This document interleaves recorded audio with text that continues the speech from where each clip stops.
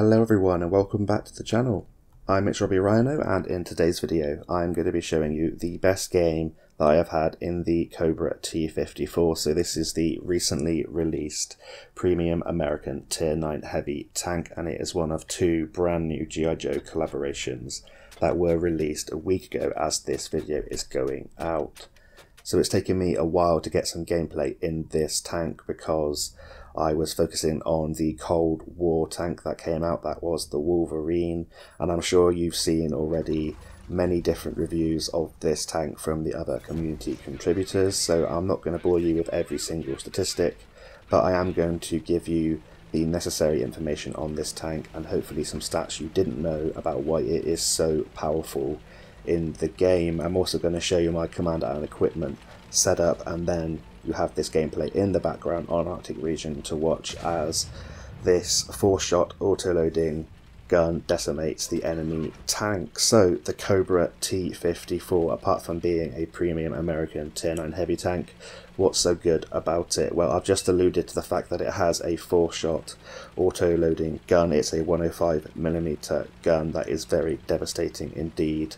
And it also has a unique feature in the fact that it has a Turbo Mode Mechnic like the CS63. That's the only two tanks that have that Turbo Mode Mechnic, and it's very unique to have it, especially on a heavy tank. So the Turbo Mode Mechnic works by pressing the mode that you use to enter your siege mode on the Swedish tank destroyers. Press left on the D-pad. For me, I enter the rapid mode or the sort of turbo mode, and I'm able to go a lot faster. I lose all of my gun handling and accuracy. However, it gets me to where I need to be a lot quicker, and it is very useful indeed to have on a heavy tank. And with this fantastic 4-shot auto-loading gun, when you get to where you need to be, you are able to absolutely decimate the enemy. So the turbo mode, it boosts your horsepower from 800 to 1200 horsepower. It boosts your top forward speed from 45 to 60 kilometers an hour, and your top reverse speed from 17 to 21 kilometers an hour. You also have fantastic traverse speeds on the hull and turret at 35 and 34 degrees a second. So this thing is an absolutely monster in terms of heavy tank mobility, and one of the more mobile heavy tanks in the game.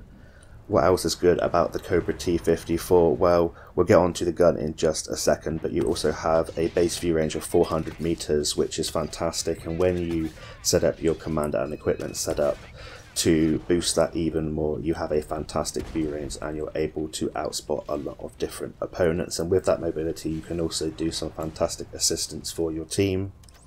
And now we're going to get onto the gun then. So it's a 105 4-shot auto-loading gun with a 2-second intra-clip reload that can deal 1440 damage in 6 seconds from the first shot, and the whole magazine reloads in 31 seconds. And I'm just going to stop to admire that poor sharpshooter there.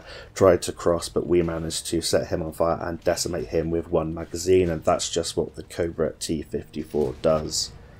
So this 105mm gun has relatively low pen for a Tier 9 tank at 240mm and 275mm on the standard and premium AP and APCR.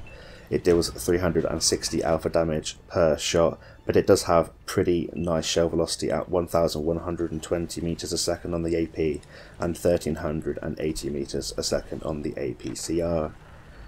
One thing to note about the turbo mode is that your aim time is 4 seconds when you are in your turbo mode, and it goes down to 2.7 seconds when you enter your firing mode, and your accuracy is 0.37.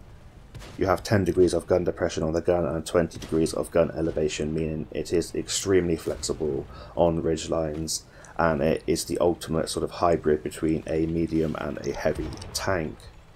So what equipment and commander skills do I run on the Cobra T54? Well, in terms of my equipment, I run advanced optics, gun stabilizer and traction system. And with my commander, I run a 6th sense, spawn leader, rapid loading, steady aim, rapid aim, snapshot, run and gun, track mechanic, and situational awareness. So in terms of my equipment, I'm boosting my view range, the accuracy, and also the traction system to boost my mobility even more and to help the traverse speeds out when I'm in the firing mode as well. And in terms of my commander, loads of gun handling perks to make this gun as powerful as it can be. Track mechanics so I don't get caught out in the open, and situational awareness to further boost my view range. So if you choose to run the same setup as me, you'd have a view range of 512 meters, a reload for the 4 shots of 25 seconds, 0.24 accuracy, and a 2-second aim time when you are in your firing mode. And your DPM would go up dramatically to 2,776, which is absolutely phenomenal for an auto loader. And that brings me back on to some other information that will be interesting about the Cobra T54, or some other stats that you may not know from some of the other reviews, and I'm going to be comparing them to every single autoloader and auto reloader inside World of Tanks console at tier 9. So the Cobra T54 has the best DPM out of all tier 9 autoloader and auto reloaders, and this is a base figure of 2,336, and like I've just said, mine has been boosted up to 2,776. It has the 4th best intra-clip reload at 2 seconds, the 5th shortest reload at 31 seconds, and the 6th highest clip damage at 1,440.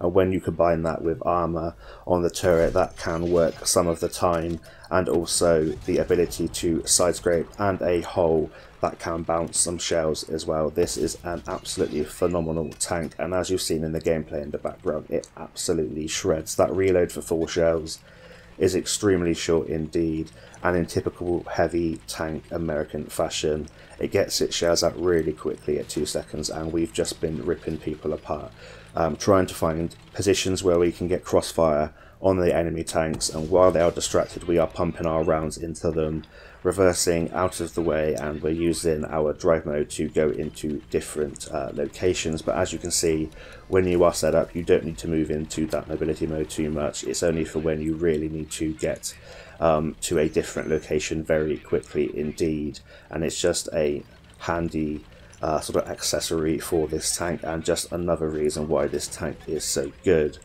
So in terms of this gameplay here on Arctic region, it is now us versus 4 other tanks. We do have all of our hit points intact, and we're up to 7.4k direct damage and 609 assistance.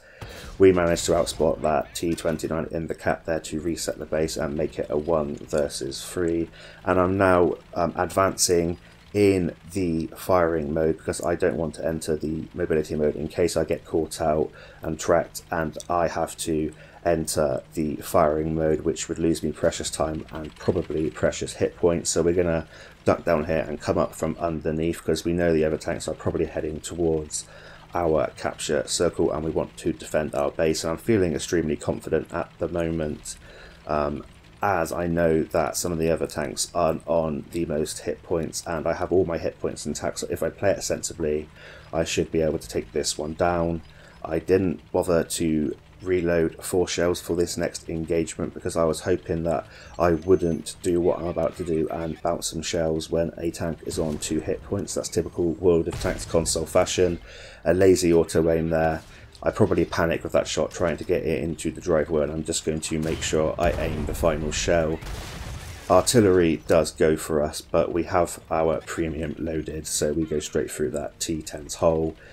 We still have 1400 hit points left, and now we're going to get out of harm's way using the turbo mode to get to where we need to be. We're going to dupe like we're going round to our right and then come back down from this dip. The artillery is blind firing us where we were just last spotted, as he probably should do, and now we're going to come after the TD, which I am expecting is camping towards the north of the map, or maybe around that sort of TD cliff right in front of me now.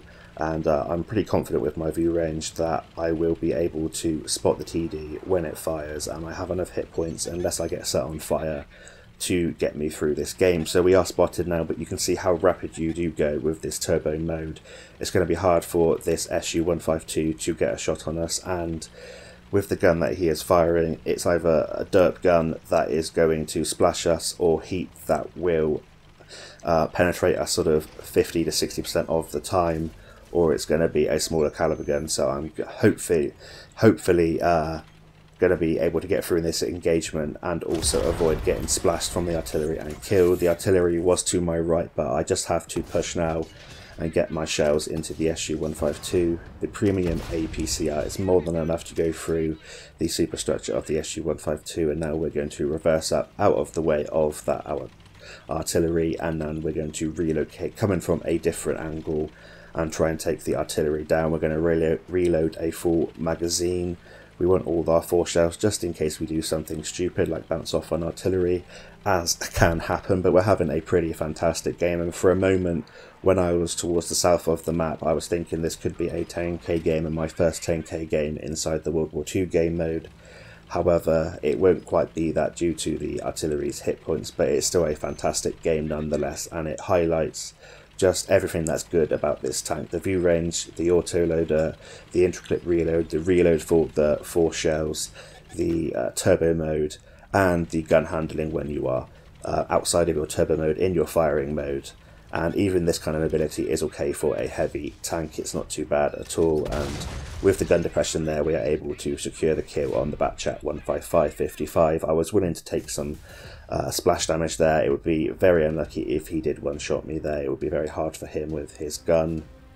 And in that game we finished with 5 kills, a mastery badge, a high caliber, 9k direct damage, 609 assistance, 2,385 base experience points, and we pick up a nice profit of 387,000 silver. And I think that must have been some kind of op, because this thing doesn't make any extra silver even though it's a premium tank. It's like all the other tier 9 and 10 premium tanks.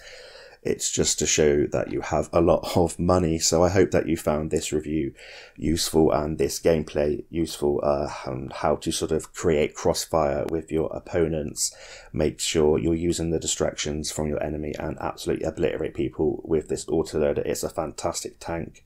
It's one of the best tier 9s in the game, and is it worth the price? Probably not, but if you want to get it and you're not sure whether it's ever going to come back, then it's one of those things that you're probably going to have to get it just in case. But if you're not too fussed, then I would wait, see if it comes back at a discount later on down the line, and if it does, it would definitely be worth a purchase if it was around sort of 12,000 or lower gold. But let me know in the comments what you think of this tank, if you've already got it, and how it is treating you. Thank you all so much for the support, and until next time, I'll see you on the battlefield, and bye for now.